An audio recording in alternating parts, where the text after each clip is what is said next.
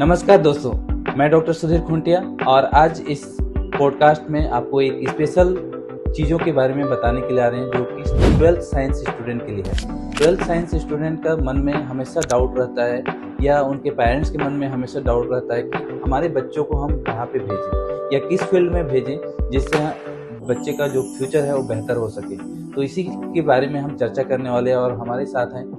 Devraj sir, जो कि physics के स्पेशलिस्ट हैं और यहाँ पे फिजिक्स की क्लासेस लेते हैं एमडी के नर्सिंग क्लासेस के अंदर में, और नीट और हमारे जो प्री नर्सिंग एंट्रेंस एग्जाम के जो स्टूडेंट हैं उनको कराते हैं। तो आज हम आपसे चर्चा करने वाले हैं। तो पहला है कि 12th साइंस करने के बाद क्या करें, दूसरा है नीट अगर फेलियर हो गए तो क्या करें, तीसरा है अगर नीट फेल हो गए तो लाइफ खत्म हो गई क्या। तो मैं उन पेरेंट्स को भी इस माध्यम से, इस वीडियो के माध्यम से बताना चाहूँगा कि लाइफ ख़त्म नहीं हुआ है, लाइफ यहाँ से शुरुआत हो गई है। क्योंकि जब आप 12th तक रहते हैं तो आपका पास रहता है कि 12th तो कर लिए, लेकिन 12th के बाद अब हमको नीट की ही एग्ज़ाम देना है। क्योंकि घर वाले या किसी दोस्त के थ्रू हमको पता चलता है कि हाँ, दो ही फील्ड अच्छा है, एक तो मेडिकल का है, दूसरा इंजीनियरिंग का है। तो जो शर्मा जी वाला जो कहानी आपने सुना होगा कि शर्मा जी का लड़का इंजीनियरिंग में हो गया, मेडिकल में हो गया, तो वो वाले जो ट्रेंड है उसको आप ख़त्म कीजिए। क्योंकि आज की जनरेशन में ट्रेंड को फॉलो नहीं करना है, फॉलो करना है तो अपने फ्यूचर को। क्योंकि career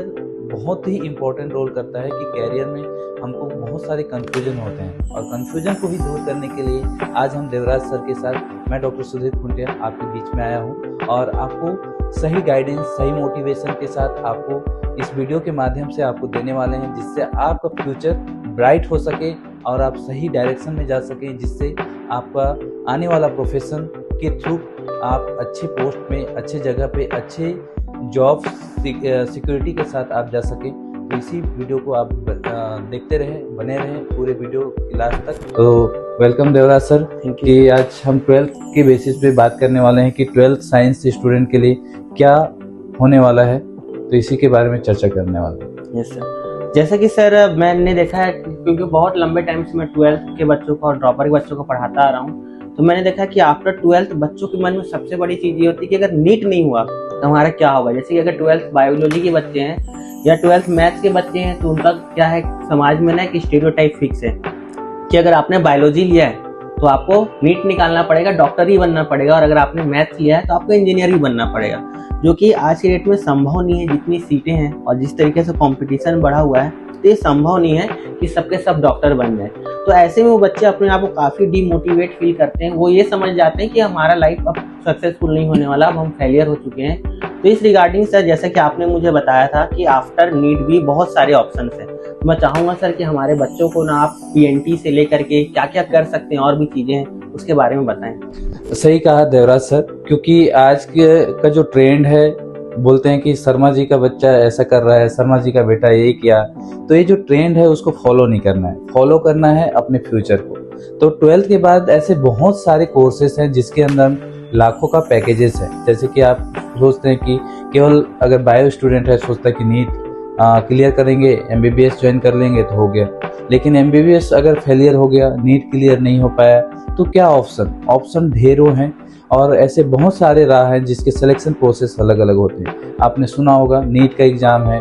pre nursing entrance exam होता है, फार्मासिस्ट का एग्ज़ाम होता है, या पैरामेडिकल कोर्सेज का एग्ज़ाम होता है। तो ऐसे ढेरों वैकेंसीज और ढेरों आपके प्रोफेशनल कोर्स होते हैं जिसके अंदर में हमको कोर्स करना होता है, लेकिन हमको कोई एक चूज़ करने में हमको बहुत तकलीफ़ें होती है, क्योंकि हमको एक गाइडेंस नहीं मिल पाता है। और जब हमको सही गाइडेंस, सही डायरेक्शन नहीं मिल पाता है तो हम सही चीज़ को चूज नहीं कर पाते हैं। तो आज इसी चीज़ को लेके हम आपके बीच में ये वीडियो लेके आ रहे हैं, जिससे आपको एक क्लियरिटी हो जाएगी कि आपको 12th के बाद क्या करना है। क्योंकि कई ऐसे मौके होते हैं जो बच्चा, घर वाले कोई अगर नहीं बता पाते हैं या उनको नहीं गाइड कर पाते हैं, कि उन लोग को बोलते हैं कि MBBS का एग्ज़ाम है, नीट का एग्ज़ाम है, तो आप दे दीजिए, नहीं हुआ तो फिर घर में बच्चा ड्रॉप आउट लेके बैठे रहता है। तो ड्रॉप आउट लेना सही चीज़ नहीं है। आप ड्रॉप आउट तभी लीजिए जब आपके मन में एक क्लियरिटी हो, आपके दिमाग में क्लियरिटी होनी चाहिए कि आफ्टर 12th आप क्या करने वाले हैं। क्योंकि 12th के बाद अगर आप सोच ले कि मैं नीट करूं या नीट के साथ साथ कोई ऐसा कोर्स लेके ज्वाइन करके रखूं ताकि मेरा प्रोफेशन चलते रहे और साथ में तैयारी होते रहे, तो उस कंडीशन में एक है। दूसरा, ड्रॉप आउट लेने का मतलब ये होता है कि आपके मन में क्लियरिटी होनी चाहिए कि मुझे 1 साल के अंदर में कैसे भी मुझे नीट क्लियर करना है। तो नीट के थ्रू आजकल एमबीबीएस का भी आपका एडमिशन, जो मेडिकल कॉलेज में एडमिशन हो रहे हैं, चाहे डेंटल के लिए हो, चाहे अदर कोर्सेज के लिए हो, तो नीट के थ्रू होती है। लेकिन साथ ही साथ आज के डेट में नीट के through pre nursing entrance exam में होती है, जो कि ऑल ओवर इंडिया में ऐसे ढेरों कॉलेजेस हैं, नर्सिंग कॉलेजेस हैं, प्राइवेट है, स्टेट गवर्नमेंट है, सेंट्रल गवर्नमेंट है। तो अगर मैं सेंट्रल गवर्नमेंट की बात करूं तो एम्स, जैसे एम्स का है, तो ऑल ओवर इंडिया में अभी टोटल 22 एम्स अभी रनिंग है, जिसमें से 12 से 16 एम्स के अंदर में नर्सिंग कॉलेजेस स्टार्टेड हो चुके हैं, जहां पे आपको एडमिशन क्राइटेरिया जो है आपको नीट के थ्रू या कुछ प्री नर्सिंग एग्जाम के थ्रू लिया जाता है। तो आप उसमें भी एडमिशन ले सकते हो, क्योंकि आफ्टर बीएससी नर्सिंग के बाद भी आपके पास एक होनी चाहिए कि जॉब रिक्रूटमेंट क्या है, आपकी जॉब सिक्योरिटी क्या है। क्योंकि कई ऐसे स्टूडेंट होते हैं सर कि उसमें कि अगर हम नर्सिंग में जाएंगे तो हमारे पास फ्यूचर क्या प्लान है। क्योंकि लोग सोचते हैं कि एमबीबीएस में जाएंगे तो एमबीबीएस के बाद हम लोग सोचते हैं कि अच्छा पैकेजेस मिलेगा या हम कहीं पे अपना खुद का क्लिनिक खोल सकते हैं। तो नर्सिंग की दुनिया में भी आप आके ये चीज़ को कर सकते हो। नर्सिंग आपने डिग्री ले लिया और डिग्री लेने के बाद आपको 2 साल का नर्स प्रैक्टिशनर का कोर्स करना होता है। अगर नर्स प्रैक्टिशनर का कोर्स आपने 2 साल और एक्स्ट्रा कर लिया, जैसे कि पीजी कोर्स होती है, एमएससी नर्सिंग होता है या पीएचडी नर्सिंग होता है, तो ऐसे बीएससी नर्सिंग 4 साल का कोर्स होता है। इस 4 साल का कोर्स आपने कंप्लीट कर लिया है, तो आफ्टर 4 ईयर के बाद आप 1 ईयर का कहीं पे क्लिनिकल या टीचिंग एक्सपीरियंस लेके क्लिनिकल एक्सपीरियंस लेके आप 2 ईयर का नर्स प्रैक्टिशनर का कोर्स कर सकते हैं, जिससे आपको 12 to 14 मेडिसिन का प्रिस्क्रिप्शन करने का परमिशन गवर्नमेंट आपको अथॉरिटी देता है। साथ ही साथ आप अपने घर में एक क्लिनिक खोलने का भी परमिशन गवर्नमेंट देता है। तो इस कोर्स करने के बाद आपके पास अपॉर्चुनिटीज और बढ़ जाते हैं। आप आउट ऑफ कंट्री में जाते हैं तो आपके पैकेजेस बहुत ज़्यादा अच्छे हो जाते हैं। इंडिया में ही बात करूं तो ऐसे 22 एम्स हैं जहां पे हर साल नर्सिंग की वैकेंसी 2 बार आती है। आपने सुना ही होगा, आप यूट्यूब चैनल देखते होंगे या फेसबुक रील्स देखते होंगे, इंस्टाग्राम रील्स देखते होंगे, जहाँ पे आपको नर्सिंग ऑफिसर बोलता है कि नॉर्सेट का एग्जाम क्रैक करो और आपको सिलेक्शन मिल जाएगा और लाखों रुपए का पैकेज आपको मिल जाएगा। तो ऐसे नर्सिंग में ढेरों वैकेंसी निकलती है हर साल, चाहे वो नॉर्सेट के थ्रू एम्स के अंदर में जाने का हो, सीआरई है जिसके अंदर में 2 वैकेंसी आती है, आपका ईएसआईसी का है, साथ ही साथ एम्स का वैकेंसी आता है, तो उसमें भी नर्सिंग ऑफिसर और सीनियर नर्सिंग ऑफिसर का वैकेंसी निकलता है। इसके अलावा और भी ऐसे ढेरों वैकेंसीज आते हैं जहाँ पे आरआरबी हो गई, इसके अलावा जितने भी सेल हैं, इसके अलावा और भी वैकेंसी आती हैं जहाँ पे आप जा सकते हैं और अपने जॉब के साथ साथ एक आपका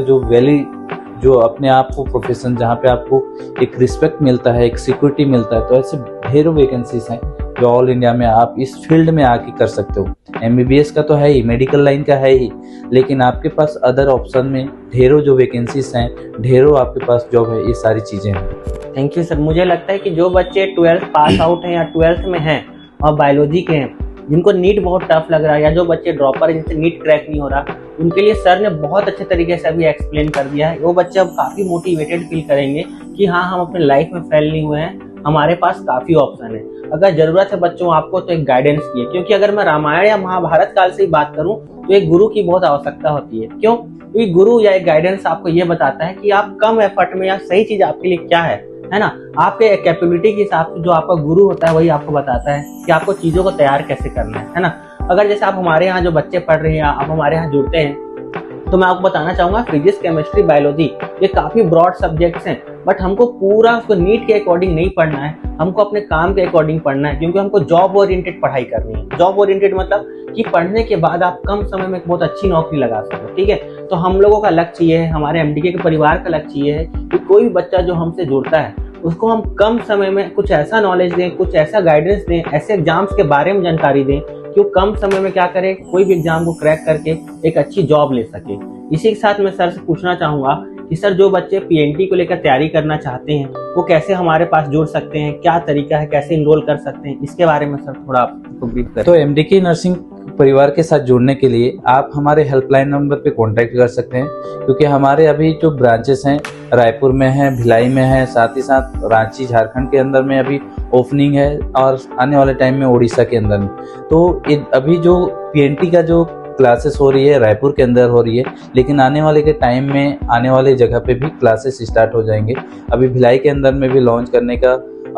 ओपनिंग डेट जल्द लॉन्च कर दिया जाएगा। तो अभी आप अगर जुड़ना चाहते हैं, PNT नर्सिंग करना चाहते हैं, अगर प्री नर्सिंग के लिए आप कैसे तैयारी करें, तो MDK नर्सिंग क्लास में आप विजिट करके डेमो क्लासेस ले सकते हैं कि क्लासेस किस तरीके से कराए जाते हैं, कौन कौन से सब्जेक्ट पढ़ाए जाते हैं और उसमें क्या क्या रहने वाला है। वो सारा चीज़ आपको विजिट करके अगर आप खुद डेमो क्लास देखें तो ज़्यादा बेहतर होगा, क्योंकि अगर मैं फ़ोन में आपको बताऊं या मैं कॉल करके समझाऊं या इस वीडियो के माध्यम से आपको बताऊं, तो आपको वो चीज़ मैं नहीं बता पाऊंगा जो आप क्लास के बीच में आप उस क्लास को अटेंड करके जो समझ पाएंगे। क्योंकि समझने के लिए आपको एक बार क्लास को देखना होगा कि आपने जो 12th में पढ़ाई किया है या यूट्यूब में कहीं पे आपने देखा होगा कि कुछ वीडियोस देख लिए और उस वीडियो को देखने के बाद आप वो सोचे होंगे कि हाँ इस तरीके से होता है, लेकिन एक्चुअलिटी में जो हम देखते हैं वो तो एक प्रमोशन के लिए होता है। लेकिन आप जो रियल लाइफ में जब स्टडी करते हैं तो उसमें आपको कितना टाइम देना है, आपको क्या क्या गाइडलाइन चाहिए, आपको कैसे नोट्स बनाने हैं, आपको कौन सा नोट्स को कैसे फॉलो करना है और कैसे स्टडी करना है, इस चीज़ का आपको माध्यम देता है MDK परिवार। तो आप भी जुड़े MDK नर्सिंग क्लासेस के साथ, चाहे आप नीट के स्टूडेंट हो, चाहे आप प्री नर्सिंग के लिए तैयारी कर रहे हो, तो आप बेशक हमारे ऑफलाइन विजिट कर सकते हैं रायपुर या भिलाई के सेंटर में, ताकि आपको बेहतर आइडिया या बेहतर गाइडेंस मिल सके और अपने आप जो फ्यूचर प्लानिंग क्या है कि मैं इस प्रोफेशंस में, चाहे मेडिकल की प्रोफेशंस हो चाहे पैरामेडिकल की प्रोफेशंस हो, इस फील्ड में आके अपना जॉब या अपने फ्यूचर को सिक्योर कर पाएँ, तो ये आपके लिए बहुत अच्छा होगा और हमको भी खुशी मिलेगा कि आपका परिवार भी गौरवान्वित होगी कि आप इस फील्ड में आके अपना फ्यूचर को सिक्योर कर ले। क्योंकि एक ऐसा फील्ड है जहाँ पे हमेशा वैकेंसी रहने वाला है और आने वाले टाइम में अच्छे अच्छे पोस्ट आने वाले हैं। जैसे कि अभी पहले नेवी के अंदर में वैकेंसी नहीं आती थी, एयरफोर्स में वैकेंसी नहीं आता था, लेकिन अब धीरे धीरे नेवी के अंदर में आपकी वैकेंसी आने लगी है। इसके अलावा एयरफोर्स के अंदर में वैकेंसी आने वाला है। अभी जो रिसेंट की बात करूं तो BSF और मिलिट्री नर्सिंग की वैकेंसी आने वाली है। तो आपको भी ऐसी जगह पे जॉब सिक्योरिटी जो आपको इन फ्यूचर प्लानिंग अच्छा हो, जहाँ पे जॉब के साथ साथ रिस्पेक्ट मिले, तो ऐसा फील्ड चूज करना आपके लिए भी अच्छा होगा। और इस वीडियो को आप जरूर देख रहे होंगे, तो इस वीडियो को आप फॉलो कीजिएगा ताकि आपको और अच्छा रिजल्ट मिल सके। Thank you.